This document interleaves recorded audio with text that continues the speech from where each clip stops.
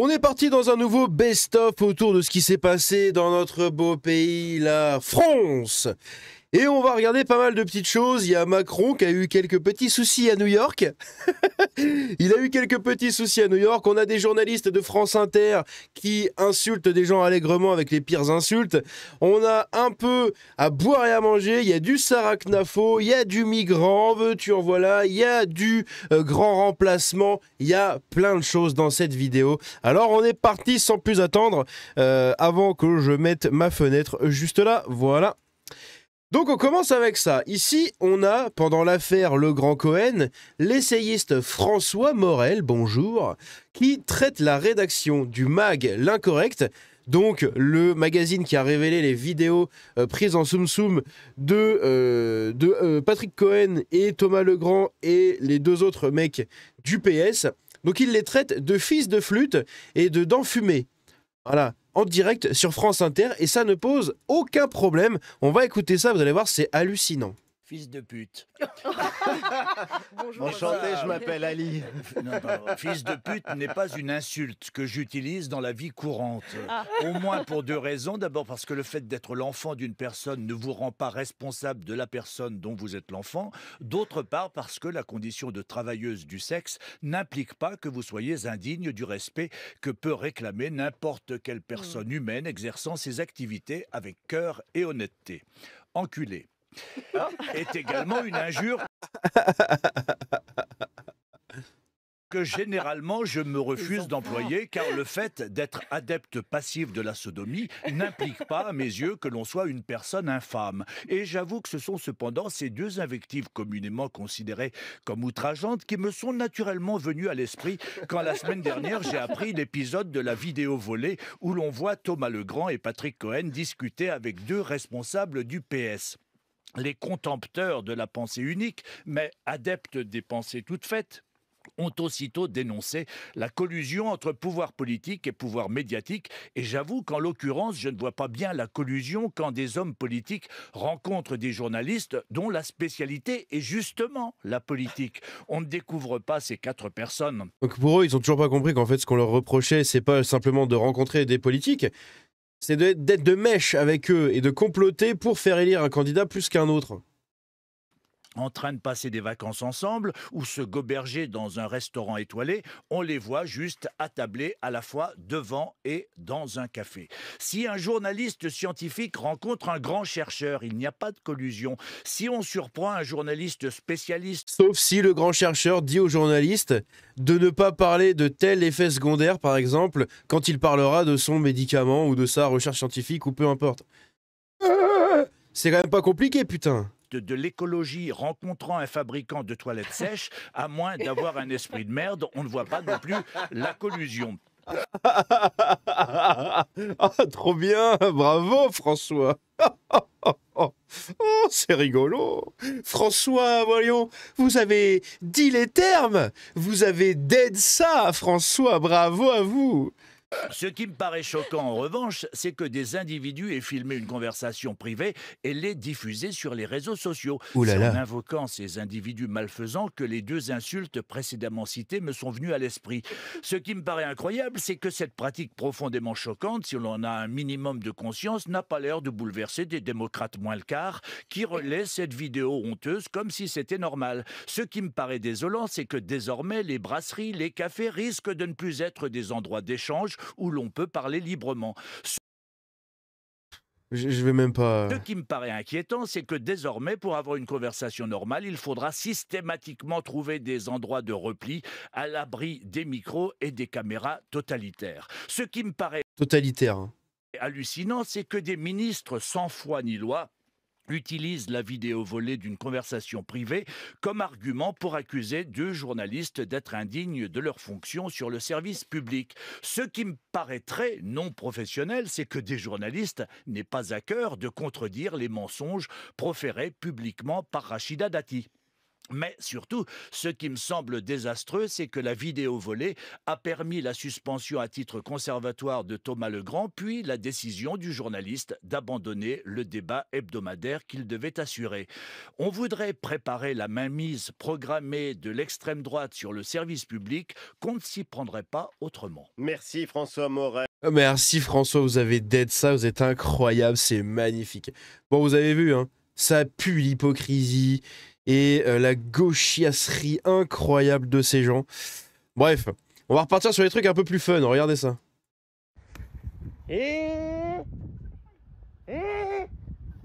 Faites quoi? Faites quoi? On n'est pas à la plage ici, hein?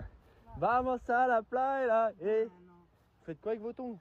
Ah, je vais avec mon mari. Non, on peut pas aller Ah, ici. arrêtez, c'est bien. On peut pas aller ici. Ah, arrêtez le poli. Quoi? En France? Vous parlez français? Un petit peu, ouais. oui. Vous êtes d'où? Hein? Vous venez d'où? Moi, avec mon mari, là. Non, mais vous venez d'où? C'est quoi, donc? Bah d'où? D'où? Je sais pas. Vous connaissez pas? Non? Ah, c'est pas grave. Vous parlez arabe? Oui. Ouais, bah, c'est ça. Ah, je me doute, c'est rare ici qu'on boit ça. Oui. Ah, parce que maintenant, voilà, on est en France et... Moi, j'aime beaucoup le poulet. Ah ouais, mais non, y a... halal. Ah non, Ça, à l'ail. c'est pas, c'est Poulet à l'ail. ça. Ah, poulet là-bas. À l'ail. C'est pas halal. À l'ail. Non, il y a à l'échalote. C'est quoi, ça? C'est pas comme ça. Non, à l'échalote. Pas à l'ail, à l'échalote. Ah, halal. Oh merde. Bref, ça m'a fait rire. Ça m'a fait rire quand j'ai vu cet extrait. Ça aussi, c'est la tristesse qu'on rencontre dans plusieurs cas en ce moment et de plus en plus. On a l'histoire impossible d'un ménage à trois toxique et violent. Un homme et ses deux épouses entassés dans un 2 pièces. Un Sénégalais et sa deuxième épouse sont jugés ce lundi pour le meurtre du coup de la première, qui est donc celle-là, la blanche. En gros, l'histoire, c'est qu'on a un migrant sénégalais qui est arrivé en France, qui s'est marié avec une blanche et qui a rapatrié une femme, quelqu'un de sa famille ou je ne sais quoi, bref, qui a rapatrié une femme du Sénégal en France, du coup avec le rapprochement des familles ou je sais pas quoi. Et en fait, c'est ma propre interprétation, hein, mais il s'avérerait que cette femme-là qu'il a rapatriée d'Afrique était sa vraie femme d'Afrique. Sa vraie femme, voilà. Donc ils sont arrivés en France avec un ménage à trois du coup, et à la fin il s'est passé quoi? Eh bien tout simplement, ils ont tué tous les deux, la femme et le Sénégalais, ils ont tué tous les deux cette blanche. Voilà. Et donc moi, comme je l'ai dit ici, il se marie avec la blanche, obtient des papiers, fait venir sa vraie femme d'Afrique, puis bute la blanche quand il en a plus besoin. Voilà. C'est la beauté du regroupement familial. Ici, on a quoi d'autre? À Londres, un Afghan jugé en France, donc pour le viol d'une... putain, j'ai dit le mot, merde. D'une fillette de 14 ans, bloque son extradition, invoquant le risque de cellules inférieures à 3 mètres carrés dans les prisons françaises. Oh! Les prisons françaises sont trop petites, il veut pas être extradé. Et sans déconner, il va falloir faire un truc avec toutes ces lois de merde, hein. C'est pas possible, c'est honteux. Ici, le nombre de fonctionnaires en France, en 1820, ils étaient 200 000 déjà, hein, c'est quand même pas mal. En 1880, ils étaient 600 000. En 1920, 900 000. Dans les années 60, 2 500 000. En 90, 4 500 000. Et en 2025, 6 millions. Toujours plus de création de fonctionnaires, hein. Et après, on s'étonne que la France va mal. Allez, hein, ça coûte trop cher les fonctionnaires, mais bon, c'est pas grave, il faut pas y toucher parce que les fonctionnaires, ils sont gentils, c'est nos copains, des ministres, ah bah oui, faut pas y toucher. Kenzo, 19 ans, guetteur sur un point de deal, va toucher 99 000 euros d'indemnité, d'indemnité payée par qui? Nicolas, après avoir reçu une balle dans la tête lors d'un règlement de compte à Villerupt en 2023. Dans un premier temps, l'indemnisation lui avait été refusée, car il était soupçonné d'être impliqué dans l'affaire. On rappelle quand même que le mec, il est guetteur d'un point de deal, hein. Mais le tribunal de Val-de-Briey a jugé que même s'il était guetteur sur ce point de deal, il n'était pas spécifiquement visé par le tireur et n'avait donc aucune responsabilité. Kenzo et sa mère vont ainsi percevoir 90 000 euros en attendant une expertise médicale pour chiffrer précisément le préjudice. C'est lunaire. C'est lunaire, mais c'est une vraie news. C'est beau. Ah, j'aime la France quand je vois des trucs comme ça. Ah, ça me rend tout chose. À Lyon, Un campement de 200 à 300 tentes pour migrants et mineurs isolés occupe depuis plusieurs mois le jardin des Chartreux dans le quartier Croix-Rousse. Donc je vais pas vous mettre la vidéo, je vais juste vous mettre des extraits, enfin comme ça. Mais vous voyez, dans un parc public, hein, dans un jardin public, il y a entre 200 à 300 tentes de migrants. Voilà, dans un truc comme ça. Regardez le nombre de tentes, il y en a partout. Genre c'est littéralement un camping le truc. Incroyable. Sur RMC, écoutez ça. C'est quoi la solution? C'est de privatiser le service public. Tout le service public? Tout le service public. Alors là, Vous pensez que vous allez trouver des acheteurs pour 5 chaînes de télé? j'adore cette question, elle est très intéressante. C'est important Ça veut parce dire que que quand on c'est tellement privatise... nul que personne ne voudra Non, mais acheter. Moi, je pense que les gens achèteront quand même, que ça intéressera, mais j'adore la question et le... Ils sont excellents. Hein. C'est-à-dire que tout le monde sait, même ça, hein, tout le monde sait que le service public c'est de la merde. Que même sans le dire, en fait, tu le comprends dans les questions qui sont posées. Genre, quand quelqu'un vous dit, voilà, est-ce que quelqu'un va racheter le... Genre, est-ce que vraiment vous allez réussir à trouver des acheteurs pour le service public? Putain, le service public, c'est quand même une grosse infrastructure qui a plein de chaînes, qui a plein de services, qui a plein de trucs comme ça. C'est quand même un truc de fou. Mais comme tout le monde voit ça comme de la merde, c'est tellement nul qu'au final on se demande mais qui va bien vouloir racheter ça? Et c'est incroyable. Et franchement j'ai trouvé cet extrait absolument génial. Hein. Avec le rire de Sarah Knafo, c'est quand même assez rigolo. Ici on a François Hollande qui lors d'un interview fou de rage en fait, il va quitter l'interview quand on va lui demander des comptes sur son quinquennat en gros par rapport au CICE. Regardez ça. Que d'après ce rapport que vous devez peut-être connaître de France Stratégie. Oui, je connais, bien sûr. Il y a eu des évaluations, bien sûr. Absolument. Le CICE aurait permis de créer 100 000 emplois. Est-ce que c'est ce que vous escomptiez? Et je pense que déjà 100 000 emplois, c'est assez significatif, mais ça en a créé beaucoup plus. 100 000 emplois par rapport à 100 milliards de CICE, vous trouvez que c'est significatif? Oui, parce que s'il n'y avait pas eu le CICE, non seulement il n'y aurait pas eu les 100 000 emplois qui ont été créés, mais il y aurait eu des pertes d'emplois bien plus considérables. Donc ce qu'il faut essayer de calculer, c'est pas simplement les emplois créés, même si on a des évaluations qui peuvent être différentes, mais c'est ce que... C'est la dernière évaluation en date. France Stratégie est un organisme... Oui, mais je ne conteste pas le... Proche de Matignon, c'est une étude sérieuse. Non, on va arrêter parce que donc, ça n'a pas d'intérêt pour moi. Regardez ça. Flamby n'est pas content. Flamby se fait taper sur les doigts. Flamby a honte. Alors Flamby s'en va. Aucune dignité, aucune colonne vertébrale. Très franchement... Mais, Monsieur Hollande... Non, mais ça n'a aucun intérêt. Je ne suis pas là pour répondre à une interrogatoire. Vous me parlez... On est là pour parler de votre bilan sur le CICE. Non, mais je vous donne ce rapport. Vous en ferez le meilleur usage. Mais on peut en parler sereinement sur une chaise. Non, on va en rester là parce que là, je pense que on n'est pas dans le bon dialogue. Et vous remarquerez ce qu'il a dit à un moment là. Attendez. C'est où? C'est là, je crois. Franchement, mais, Monsieur Hollande... Non, mais ça n'a aucun intérêt. Je ne suis pas là pour répondre à une interrogatoire. Vous me parlez... On est là pour parler de... C'est avant qu'il dit ça. Je ne suis pas là. Ça n'a pas d'intérêt pour moi. Voilà, ça n'a pas d'intérêt pour moi. Ça n'a aucun intérêt pour moi. Donc c'est-à-dire qu'il accepte les interviews et tout que quand ça le met en valeur. Voilà, si on le tacle un peu, si on l'emmène un peu hors de ses positions, monsieur n'est pas content, ça n'a pas d'intérêt pour moi, vous me manquez de respect, veuillez sortir de chez moi, machin, blablabla. C'est un truc de fou. Ils sont vraiment, mais ils ont aucune honte. Ils n'ont aucune honte. C'est incroyable. Des clandestins ont volé les oies du coup d'un habitant pour ensuite les manger dans leur camp. Voilà, donc les clandestins font les courses dans vos fermes, dans vos élevages. Si jamais vous habitez pas loin de clandestins, faites attention, parce que c'est peut-être pas les renards en fait qui vont s'infiltrer chez vous, c'est peut-être Mokhtar et Moussa qui vont venir bouffer vos poules directement. Donc faites attention à ça. Putain, c'est lunaire.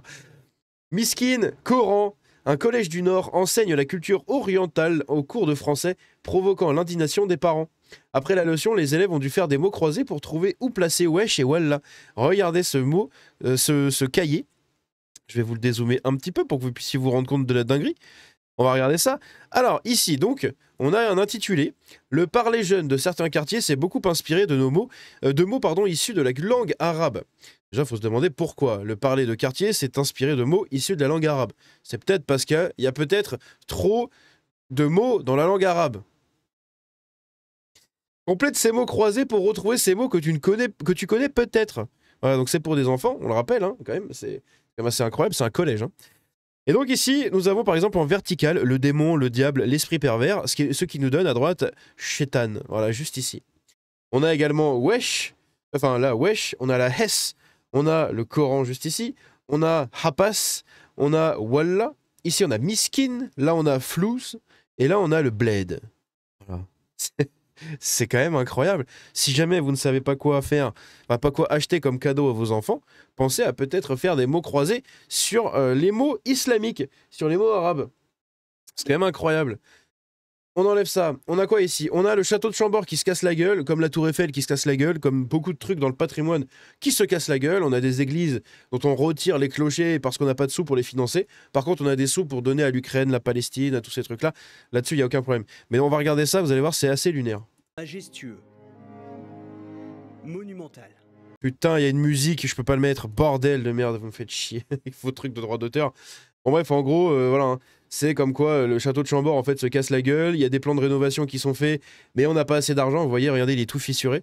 Il y a des fissures, il y a des dégâts comme là. Regardez, il est dégueulasse, il est plein de mousse. Il est vraiment vieilli de partout. Il y a la charpente qui tombe un peu en ruine et tout. Et on n'a pas moyen en fait de tout simplement pouvoir le soigner. Hein, le château de Chambord, on peut pas vraiment le soigner parce que on n'a pas de sous. Voilà, parce que l'État ne donne pas assez de sous. Il préfère en donner pour de la merde, mais par contre pour notre patrimoine, on n'a rien du tout. Pour le député insoumis Antoine Léaumont, le droit du sol ne va pas assez loin et toute personne qui, au bout de 6 mois, a envie de devenir français doit pouvoir obtenir sa carte d'identité. Voilà ce que nous dit Antoine Léaumont. Sur le territoire français pendant 6 mois, eh bien voilà, tu as le droit d'obtenir ta carte d'identité. Ah bon? 6 mois. 6 mois pour être français. Hein. Toujours plus. Hein. Incroyable. Le grand remplacement n'est pas qu'une légende. Hein. Ici, on a la compagne de Nordal Lelandais. Hein. Vous savez, celle qui est tombée amoureuse de lui quand il était toujours en cellule et qui a réussi à faire un enfant avec lui. Et résultat, lors d'une visite conjugale, Nordal Lelandais l'a frappé. Il a frappé la meuf devant leur gosse de 21 mois. Donc, elle a porté plainte pour violence conjugale et maintenant, Nordal Lelandais a perdu l'autorité parentale sur l'enfant. Oui, c'est lunaire. Oui, comment Nordal Lelandais a pu avoir une femme? Comment il a pu faire un gosse en prison? Comment? J'en sais rien. Je me demandais pas, en fait, c'est lunaire. C'est lunaire, ce mec-là devrait être au cachot, en fait, jusqu'à la fin de sa vie, dans le noir, dans un trou avec une grille pour pas qu'il meure étouffé quand même, parce que sinon, oulala, les droits de l'homme. Donc, juste une grille pour qu'il respire, mais dans le noir. Dans le noir, tu lui donnes un pain, un bout de pain, un peu de flotte, et basta, il se démerde. Il se chie dessus s'il veut, il pisse dans un coin s'il veut, il reste dans sa cabane et c'est tout. Mais bon. Et donc, on a ici Pierre Sautarel qui nous dit quelque chose de vrai. Il nous dit, si elle était laide, ça nous intriguerait moins. C'est glaçant. Parce que donc la nana, c'est une jeune étudiante, je crois, en droit, ou alors elle a terminé ses études. En tout cas, c'est une étudiante en droit. Voilà, donc elle doit avoir une trentaine d'années, je pense, maintenant, peut-être, ou 25-30 ans, un truc comme ça. Et elle a réussi à faire un gosse avec Nordal Lelandais. Voilà. Et elle aurait été une grosse laidronne, un truc un peu chelou, avec une tête bizarre, des yeux qui vont pas dans le même sens et tout. On se serait dit, bon, bah, elle est débile, mais c'est une cassos, et puis voilà. Là, elle paraît quand même, en tout cas, elle a l'air assez mignonne, elle a l'air assez normale, même si elle fait un peu style Kimberly Cassandra.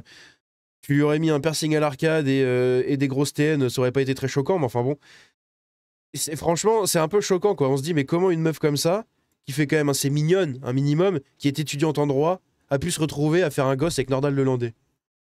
Moi, des fois, j'ai des infos comme ça qui me font devenir épileptique. C'est incroyable. Ici, on a un tir de mortier dans le commissariat de Champigny qui a déclenché un incendie dans une habitation.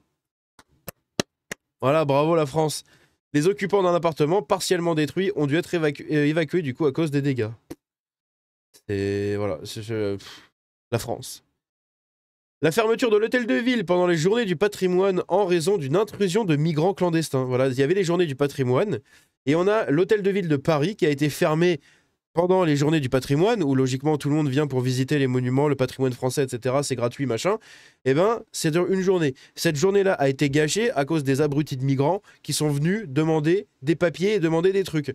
Ah, ils sont venus manifester, voilà, comme ça. Youh, on veut des papiers, on veut les papiers, on veut les papiers. Et au final, ils ont flingué une journée de visite à la mairie de Paris pour des familles, pour des gens. Parce que rappelons quand même que le bâtiment qui abrite aujourd'hui l'hôtel de ville de Paris est un bâtiment très important en histoire française, notamment l'histoire moderne. Il est magnifique, il est gigantesque. Donc il y a moyen vraiment de le visiter quand même et c'est beau. Mais non, c'est pourri parce que des gens viennent faire des manifs inutiles. Voilà, c'est beau. Et ici, on a un truc assez rigolo, c'est que le service public entier et la planète entière en ce moment en France, là, la planète France entière, parle de la taxe Zuckman. qui est une ignominie économique sans nom, hein, qui est une arnaque absolue, mais voilà, synonyme de cette gauche qui veut toujours plus taxer et toujours moins travailler pour avoir plus d'argent et en prendre le plus possible aux actifs, sans savoir que tout ça, ça va juste provoquer la mort de la France un peu plus tôt que prévu. Et donc, on a ici Bouli qui nous dit « La France est le pays le plus taxé du monde et l'intégralité du débat politique tourne autour de la création d'une nouvelle taxe. » Et c'est incroyable. C'est franchement, mais est-ce qu'on est vraiment choqué ou pas? Mais moi, je trouve ça fou. Hein. La situation à Roubaix est dramatique. Roubaix est grand remplacé. Hein. Regardez ça.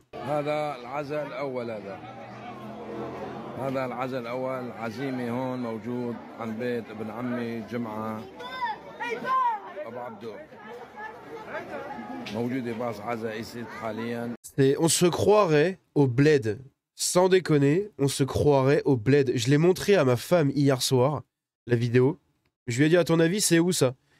Et du coup, sans regarder la vidéo, elle a dit c'est ouf. Elle a dit c'est ouf parce qu'on se croirait vraiment dans leur pays, quoi.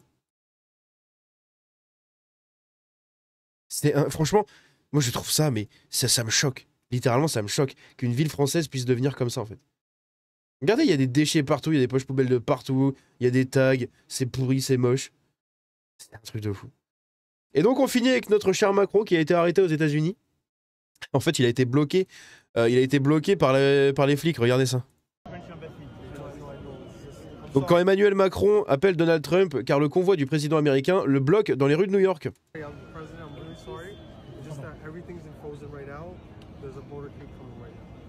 Donc en gros, pour le truc à l'ONU, etc., je pense, hein, eh bien tout simplement, il y a Donald Trump donc, qui s'est déplacé à New York et son convoi, hein, le convoi avec les bagnoles et tout, bloque les rues de New York. Et donc on a Macron qui est coincé dans les rues de New York.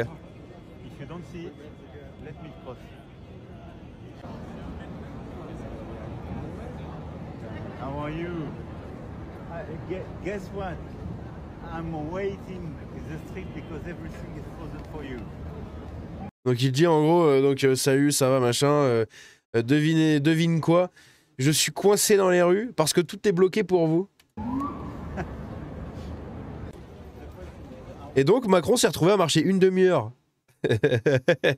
Une demi-heure dans New York, escorté par tout le monde, parce que il pouvait plus se rendre en fait au truc.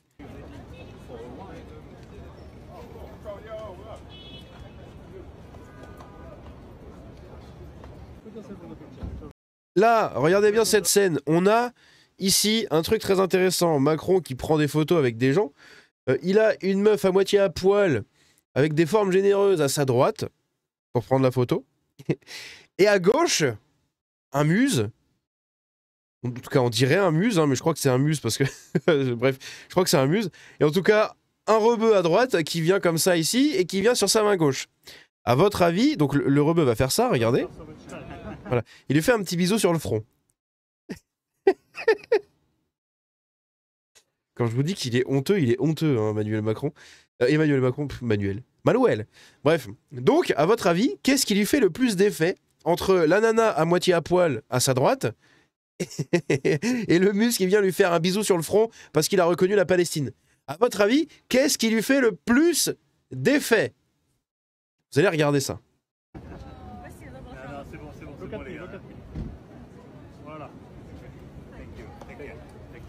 Voilà.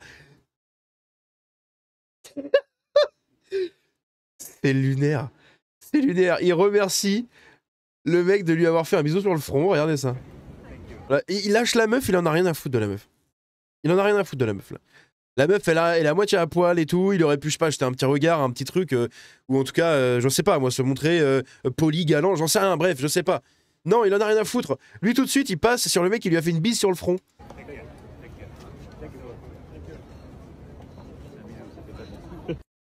Ah, j'ai pas entendu, attendez, qu'est-ce qu'il a dit à la fin? Attendez, il a dit quoi? Je vous montre le son pour vous aussi au max. Hein. Un bisou, ça fait pas de mal. J'avais pas entendu la fin de cette vidéo. Bah voilà, on a la réponse de qu'est-ce qui lui a fait de l'effet. C'est pas le fait de poser avec une nana avec des formes généreuses à moitié à poil à sa droite, c'est le fait de poser avec un mec qui vient de lui faire un bisou sur le front. Et un bisou, ça fait pas de mal. T'es président de la République française! Et un mec arrive pour se prendre en photo avec toi, et il te fait un bisou sur le front. Vive la France. Et c'est une honte. Bref. Dites-moi tout ce que vous en pensez dans les commentaires. N'hésitez pas à réagir là-dessus. Aïe, aïe, aïe, aïe, j'ai honte, j'ai honte, j'ai honte. N'hésitez pas à vous abonner, à me rejoindre sur le Discord, sur les réseaux, devenir membre soutien de la chaîne. Et on se dit à la prochaine. C'était Django. Ciao.